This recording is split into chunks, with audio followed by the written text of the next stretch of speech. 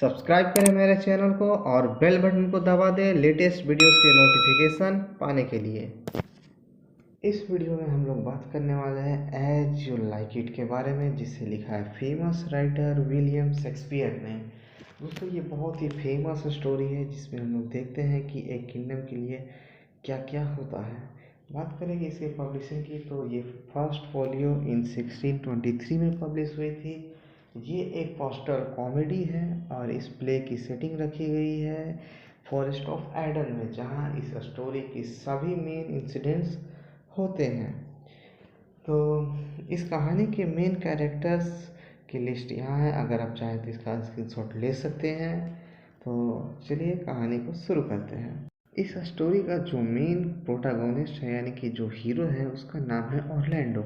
ये एक बहुत ही ब्रेव और ऑनेस्ट बॉय है जो अपने बड़े भाई ओलिवर और एक सर्वेंट एडम के साथ रहता है।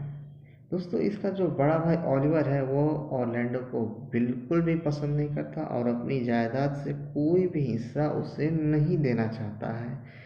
यही सेम थिंग इस किंगडम के किंग के साथ भी होता है, जहां एक छोटा भाई ड्यूक फ्रेडरिक ने अपने बड़े भाई ड्यूक सीनियर को उसी के राज्य से निकाल दिया और उसका राज्य हड़प लिया, जिसके कारण ड्यूक सीनियर को अपने फॉलोअर्स के साथ फॉरेस्ट ऑफ आइडन में रहना पड़ रहा है और अब यहाँ का राजा ड्यूक फ्रेडरिक बन चुका है। अब बात करें इस कहानी के फीमेल कैरेक्टर्स की, तो जो रोजालिंड है वो इसकी मेन कैरेक्टर है, जो ड्यूक सीनियर की बेटी है। पर ड्यूक फ्रेडरिक ने इसे अपने राज्य से नहीं निकाला, क्योंकि ड्यूक फ्रेडरिक की जो बेटी है सीलिया, वो रोजालिंड को बहुत प्यार करती है और उसी की खुशी के लिए ड्यूक फ्रेडरिक ने रोजालिंड को भी अपने घर में रखा है। एक दिन ड्यूक फ्रेडरिक ये ऐलान करता है कि जो भी उसके शाही रेसलर चार्ल्स को हराएगा वो उसे मुंह मांगा इनाम देगा। पर चूंकि चार्ल्स बहुत ही शक्तिशाली था, इसीलिए कोई भी उससे लड़ना नहीं चाहता था। पर ऑरलैंडो ने उससे लड़ने का ठान लिया था। बहुत लोगों ने ऑरलैंडो को समझाया कि उससे फाइट मत करो, नहीं तो मारे जाओगे, लेकिन ऑरलैंडो नहीं माना। वो चार्ल्स से लड़ने के लिए चल पड़ा।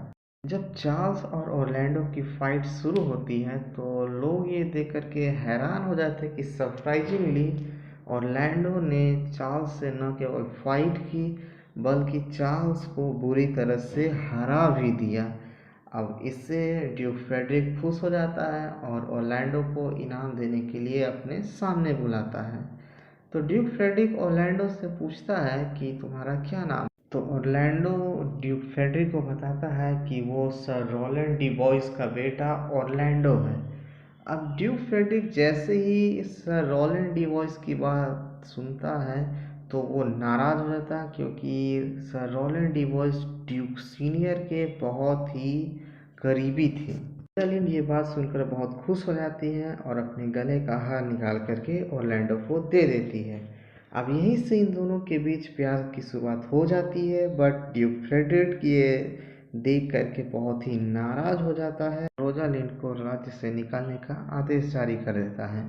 पर रोजालिंड और सिलिया एक दूसरे से बहुत प्यार करते थे, इसलिए सिलिया ने यह फैसला किया कि वो दोनों भेष बदल कर यहाँ से भाग जाएंगे। तो रोजालिंड ने अपना भेष बदलकर एक लड़के का रूप धारण कर लिया और अपना नाम गैनीमेड रख लिया, और सिलिया ने एक साधारण लड़की का भेष बना लिया। अब इधर ओलिवर को जब पता चलता है कि उसके भाई ने मैच को जीत लिया है, तो वो उसे घर में आग लगाकर मारने की कोशिश करता है। पर ऑरलैंडो अपने सर्वेंट एडम की मदद से बच जाता है और ये दोनों वो राज्य छोड़ करके फॉरेस्ट ऑफ एडन में चले जाते हैं। इस तरह से हम लोग देखते हैं कि इसके सभी कैरेक्टर्स फॉरेस्ट ऑफ एडन में ही आ जाते हैं। अब इतनी दूर चलने के बाद इन दोनों को बहुत ही भूख लग जाती है और ऑरलैंडो इन दोनों के लिए खाने के लिए कुछ ढूंढने के लिए जाता है। थोड़ी देर तलाश करने के बाद ऑरलैंडो को एक आदमी नज़र आता है जो कुछ आदमी के साथ बैठ करके खाना खाने वाला था। वो कोई और नहीं बल्कि ड्यूक सीनियर ही थे, पर ऑरलैंडो उसे पहचान नहीं पाता है और उससे ज़बरदस्ती तलवार के दम पर खाना छीनने की कोशिश करता है। पर ड्यूक सीनियर उससे पूछते हैं कि तुम कौन हो और अगर तुम्हें भूख लगी है तो तुम हमारे साथ बैठ कर खाना खा सकते हो। तब ऑर्लैंडो बताता है कि वो सर रोलैंड डी बॉयस का बेटा है। तो ये सुनकर ड्यूक सीनियर बहुत ही खुश हो जाते हैं और उसे और एडम को अपने साथ खाने पे इनवाइट करते हैं। अब इस तरह से इन दोनों के बीच बहुत अच्छी दोस्ती हो जाती है और सब लोग मिल बांट कर खाते हैं। पर अपनी बेटी सीलिया के भाग जाने पर ड्यूक फ्रेडरिक बहुत ही नाराज़ होता है और वो ये आदेश जारी करता है कि जा कर के जल्दी उसे ढूंढा जाए। अब उसे लगता है कि ओलिवर के भाई ऑरलैंडो ने ही ये काम किया है, इसलिए वो ओलिवर को बोलता है कि अपने भाई को जिंदा या मुर्दा ढूंढ कर मेरे सामने लाओ। तो ओलिवर उसे ढूंढने के लिए चल देता है। इधर सीलिया और रोजालिंड देखते हैं कि कोई उन पेड़ के पत्तों पर रोजालिंड का नाम लिख रहा है और लव की पोएम्स भी लिख रहा है। तब उन्हें पता चलता है कि ये कोई और नहीं बल्कि ऑरलैंडो ही है। तो रोजालिंड ऑरलैंडो से कहती है कि तुम ये क्यों लिख रहे हो। तो ऑरलैंडो सारी बात बताता है और रोजालिंड इससे खुश हो जाती है। पर रोजालिंड तो इस समय गैनीमेड की भेष में थी, तो वो उससे बोलती है कि तुम मुझे ही अपनी रोजालिंड समझो और अपनी सारी बातें बताओ। इस तरह से अब रोज ये लोग आपस में मिलने लगे थे। तो एक दिन ऑरलैंडो रोजालिंड से मिलने के लिए ही जा रहा था कि अचानक से उसने देखा कि एक शेर एक आदमी पर हमला करने वाला है।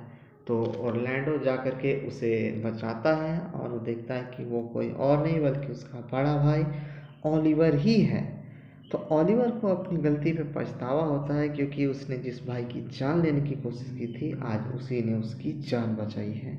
ऑरलैंडो बहुत ही घायल हो चुका था, फिर भी उसने अपने भाई ओलिवर को माफ़ कर दिया और उससे कहा कि वो उसके दोस्त के पास जाए और बताए कि आज वो उनसे मिलने नहीं आ पाएगा।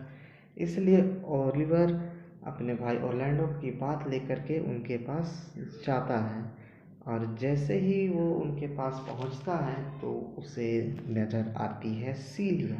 अब सीलिया को देखते ही वो उसे बहुत पसंद आ जाती है और ये एक दूसरे को पसंद कर लेते हैं। इसके बाद ओलिवर उन्हें अपनी बात बताता है कि कैसे ऑरलैंडो ने उसकी जान बचाई और बाकी सारी बातें बताता है। तो ये बात सुन कर के रोजालिंड बहुत ही उदास हो जाती है और साथ ही उसे घबराहट भी होने लगती है। इसलिए वो ओलिवर को बोलती है कि वो उसे उस जगह पर लेके जाए। तो अब रोजालिंड सीलिया और ओलिवर ये तीनों मिलकर जाते हैं ऑरलैंडो के पास में। तो रोजालिंड जब ऑरलैंडो को देखती है तो वो उसे बोलती है कि मैं तुम्हें कल ही रोजालिंड से मिलवा दूंगी और कल ही तुम्हारी शादी होगी। ये बात सुनकर के ऑरलैंडो बहुत ही हैरान हो जाता है, पर वो खुश भी हो जाता है कि कल उसकी उससे शादी होगी। तो ये अब डिसाइड किया जाता है कि कल ऑरलैंडो और रोजालिंड की शादी तय है। अब नेक्स्ट दिन हम लोग देखते हैं कि रोजालिंड अपने ओरिजिनल अवतार में आ चुकी है और ड्यूक सीनियर ये देखकर बहुत खुश होते हैं कि उसकी बेटी की शादी ऑरलैंडो से हो रही है। साथ ही वो अपनी भतीजी सीलिया की शादी भी ओलिवर से करवा देते हैं। तभी वहाँ पर एक मैसेंजर आता है और उन्हें बताता है कि ड्यूक फ्रेडरिक उन पर हमला करने के लिए आ रहे थे। पर रास्ते में ही उन्हें एक मॉन्क मिल गया, यानी कि एक साधु, जिसने अपने उपदेशों से ड्यूक फ्रेडरिक का पूरा विचार ही बदल दिया और वो अब अपना सारा राजपाट ड्यूक सीनियर को वापस दे दे रहे हैं। अब इस तरह से हम लोग देखते हैं कि ड्यूक सीनियर वापस उस किंगडम के राजा बन जाते हैं और सभी तरफ खुशहाली फैल जाती है और यहीं पर इस कहानी की हैप्पी एंडिंग हो जाती है। तो अगर ये वीडियो आपके लिए हेल्पफुल रहा हो तो प्लीज़ लाइक करें और चैनल को सब्सक्राइब करें और ज़्यादा से ज़्यादा शेयर करें।